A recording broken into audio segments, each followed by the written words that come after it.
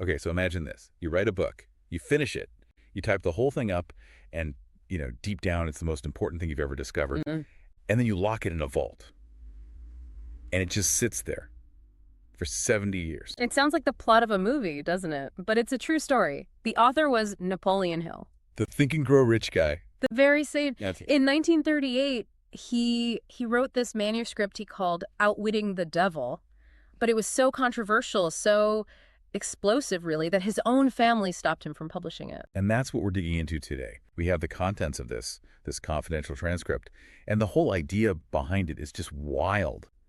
Hill claims he literally interrogated the source of human failure. He says he cornered the devil, basically, and forced a confession about how it all works. So our mission for this deep dive is to walk through this declassified guide piece by piece and try to understand the secret code he supposedly uncovered. And why it was kept under wraps for so long. Right.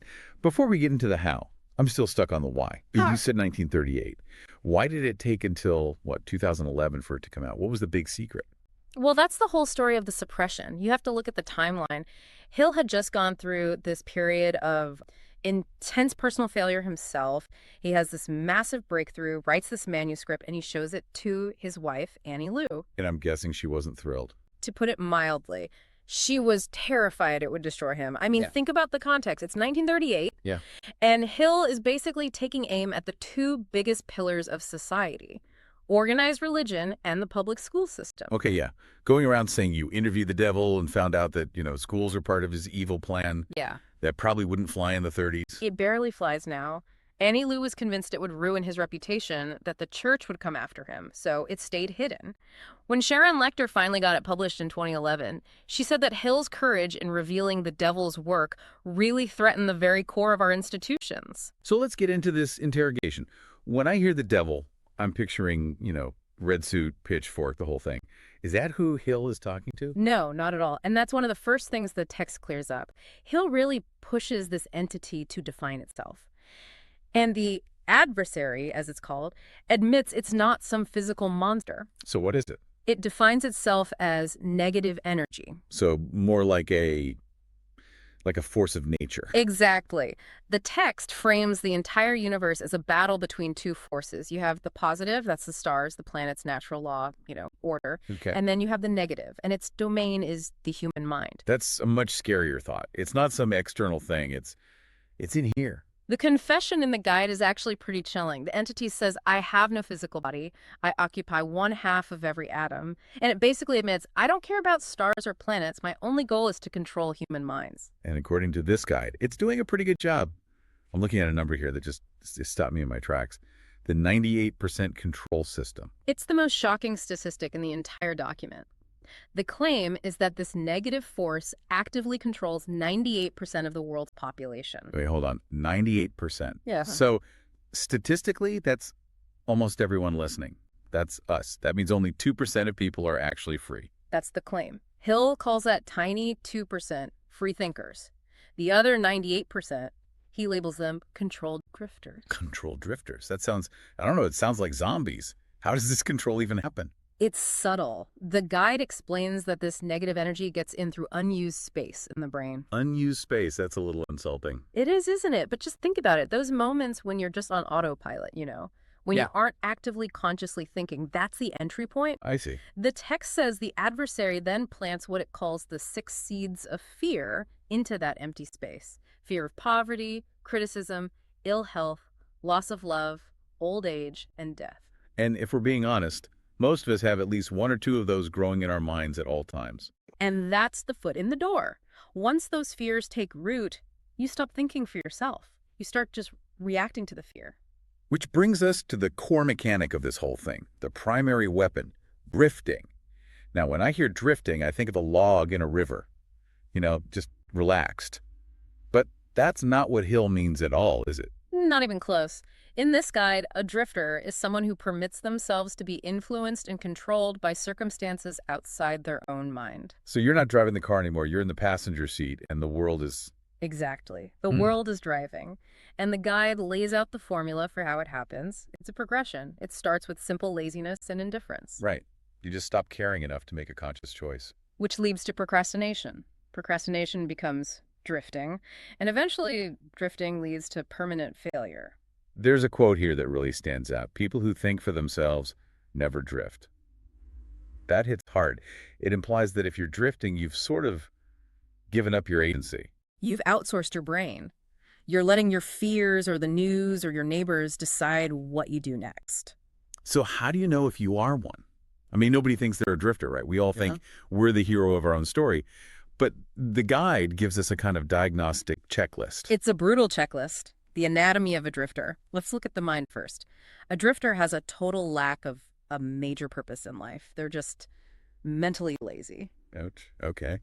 What about their attitude? A deep lack of self-confidence. But here's the kicker. They have more confidence in other people than in themselves. They're always looking for a guru or a leader to tell them what's what. And the section on speech seems written for today.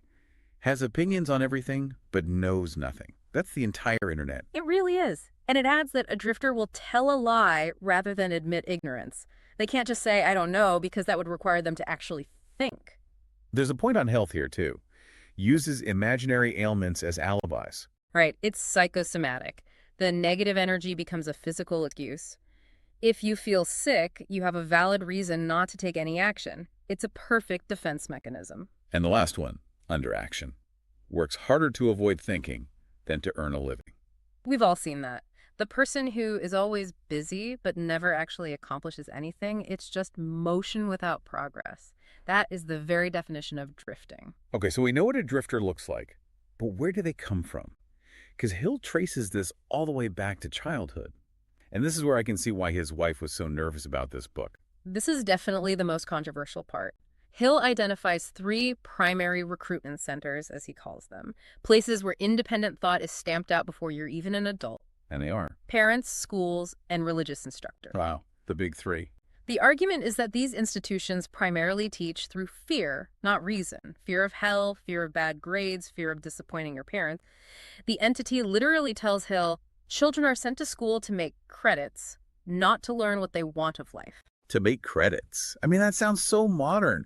We're still optimizing kids for test scores, not for critical thinking. The end result is that we create a population of accurate memorizers, not accurate thinkers. We train children to accept what they're told. And once that habit of just accepting things is locked in, the recruitment is complete. And then for adults, the guide says there are other traps. The bribes. These are the hooks. The adversary uses our most basic natural desires against us. The list is pretty primal. Food, sex, money, and flattery. It's the fundamentals of human nature. But the text makes a really crucial distinction here. It's not that these things are inherently evil. The key is how you interact with them.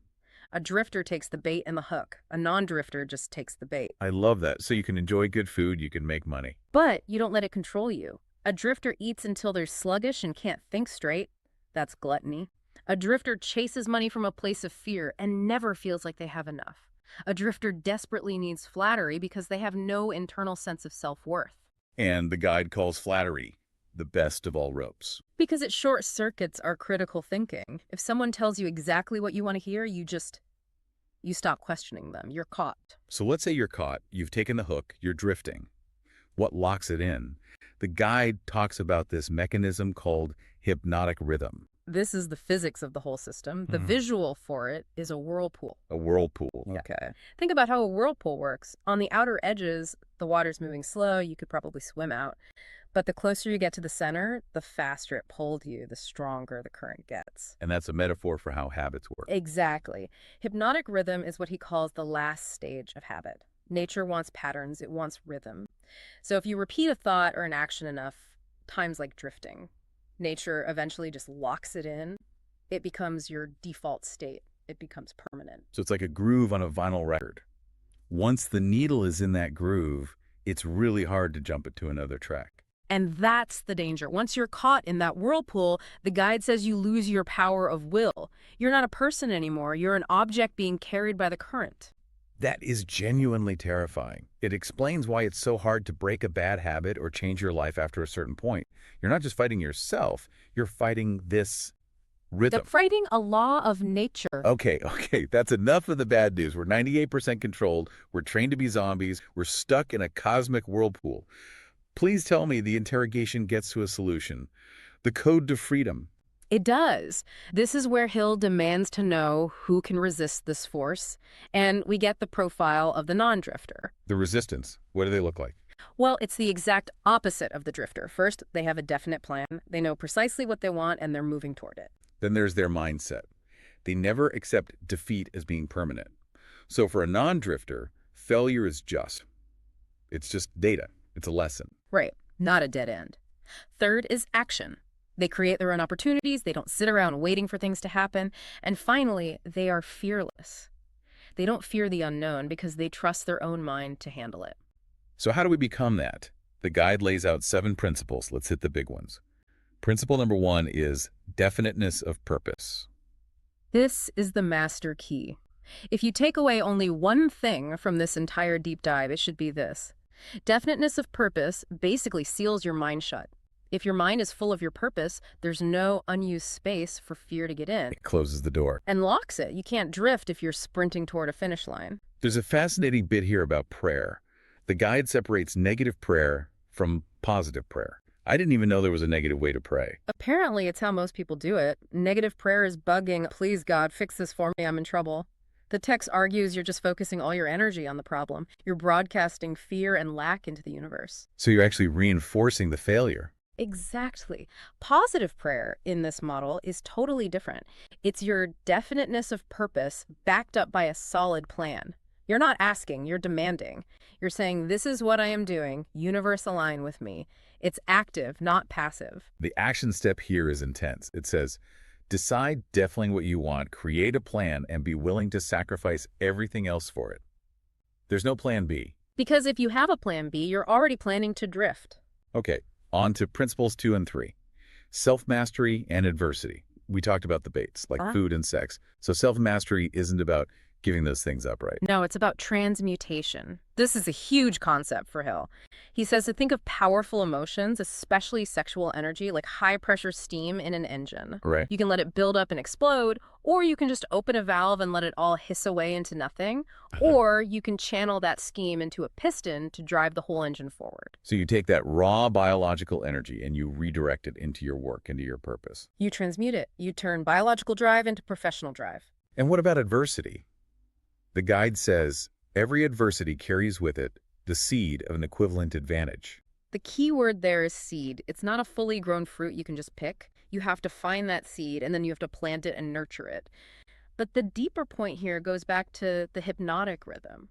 How does adversity connect to the whirlpool? Well, think about it. If you're stuck in a negative rhythm, a bad habit, a dead-end job, just drifting, you're too deep in the current to swim out.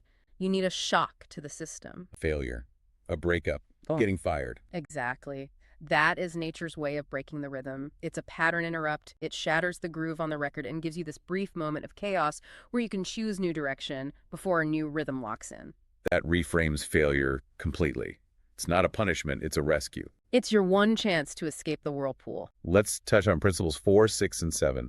Environment, harmony, and caution. Caution here is called the shield. Why is that so important? The text says that right after drifting, the lack of caution is the most dangerous human weakness. This is all about who you allow into your inner circle. The mastermind alliance idea. Right. You become the average of the people you spend time with. If all your friends are drifters, the hypnotic rhythm of that group is going to pull you down with them. A non-drifter is ruthless about curating their environment. And finally, principle 5. Time, the fourth dimension. This is what ties it all together. Time is the great multiplier. There's an equation here. Time plus positive thought equals wisdom, but time plus negative thought equals failure. Time is neutral. It doesn't care. It just magnifies whatever you feed it. If you feed it drift and indecision, time will cement that into permanent failure. If you feed it purpose and positive habits, time will compound that into success. Time is the friend of the trained mind and the enemy of the drifter. Every single day you wait, that whirlpool just gets faster. The guide ends with what it calls the grand equation of life, which really sums up the whole interrogation. Failure equals, in parentheses, indecision plus drifting times time. And success equals definiteness of purpose plus positive habits, all multiplied by time. It's binary. You're living on one side of that equation or the other. There's no middle ground. That brings us to the final metaphor in the guide, which I think is so powerful. Hill says because of this knowledge, he carries two things in his pockets. In one pocket, he has matches. The matches of adversity, the fires that life will inevitably start. But in the other pocket, he has water. The power to put the fires out. Meaning he's not afraid of the fire anymore. He knows it's coming, but he also knows he has the tools to handle it. He has agency. He's no longer a victim of his circumstances. He is the master of his own mind. Which is the ultimate message of this whole secret manuscript from 1938. Your only limitation is the one which you set up in your own mind. It sounds like a simple motivational quote, doesn't it? But when you understand the mechanics behind it, the drifting, the rhythm, the fears, you realize he means it literally. You are building your own prison, bar by bar. It's honestly just shocking how relevant this is. Yeah. Hill was writing about the distractions of radio and newspapers, but he's perfectly describing the algorithm. He's describing the infinite scroll on our phones. We have more bribes and more ways to drift today than you could have ever imagined. The flattery of getting likes, the distraction of a 24-hour news cycle.